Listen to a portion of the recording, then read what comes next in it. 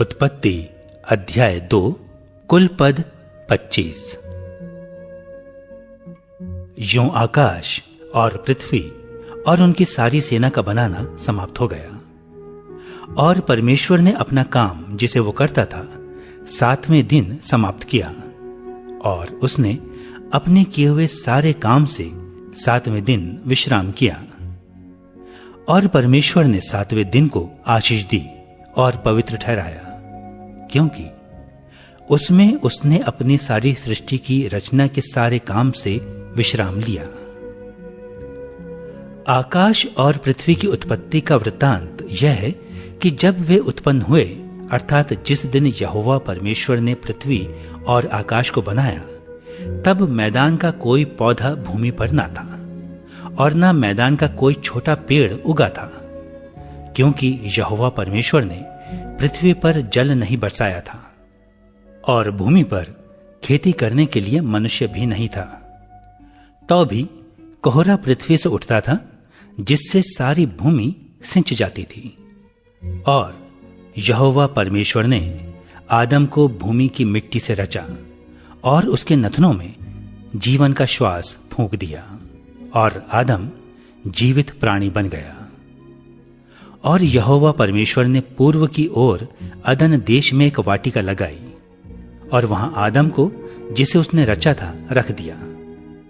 और यहोवा परमेश्वर ने भूमि से सब भांति के वृक्ष जो देखने में मनोहर और जिनके फल खाने में अच्छे हैं उगाए, और वाटिका के बीच में जीवन के वृक्ष को और भले या बुरे के ज्ञान के वृक्ष को भी लगाया। और उस वाटिका को सींचने के लिए एक महानदी अदन से निकली और वहां से आगे बहकर 4 धारा में हो गई। पहली धारा का नाम पीशोन है। यह वही है जो हवीला नाम के सारे देश को, जहां सोना मिलता है, घेरे हुए है। और उस देश का सोना चोखा होता है। वहां मोती और सुलेमानी पत्थर भी मिलते हैं। और दूसरी नदी का नाम गीहोन है। यह वही है जो कूश के सारे देश को घेरे हुए है। और तीसरी नदी का नाम हिद्देकेल है। यह वही है जो अश्शूर के पूर्व की ओर बहती है। और चौथी का नाम फरात है।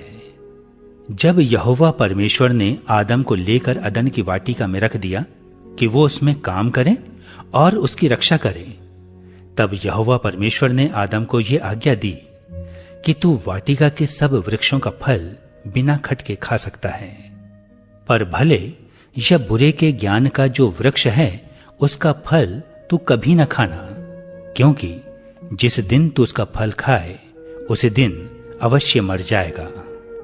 फिर यहोवा परमेश्वर ने कहा, आदम का अकेला रहना अच्छा नहीं। मैं उसके लिए एक ऐसा सहायक बनाऊंगा जो उससे मेल खाए।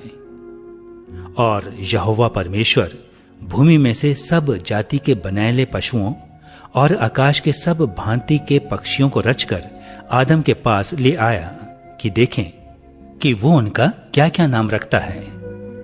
और जिस जिस जीवित प्राणी का जो जो नाम आदम ने रखा, वही उसका नाम हो गया। सो आदम ने सब जाति के घरेलू पशुओं और आकाश के पक्षियों और सब जाति के बनैले पशुओं के नाम रखे। परंतु आदम के लिए कोई ऐसा सहायक ना मिला जो उससे मेल खा सके। तब यहोवा परमेश्वर ने आदम को भारी नींद में डाल दिया। और जब वो सो गया, तब उसने उसकी एक पसली निकालकर उसके बदले मांस भर दिया। और यहोवा परमेश्वर ने उस पसली को जो उसने आदम में से निकाली थी स्त्री बना दिया और उसको आदम के पास ले आया। और आदम ने कहा, अब ये मेरी हड्डियों में की हड्डी और मेरे मांस में का मांस है, सो इसका नाम नारी होगा, क्योंकि ये नर में से निकाली गई है। इस कारण पुरुष अपने माता पिता को छोड़कर अपनी पत्नी से मिला रहेगा और वे एक ही तन बने रहेंगे। और आदम और उसकी पत्नी दोनों नंगे थे, पर लजाते ना थे।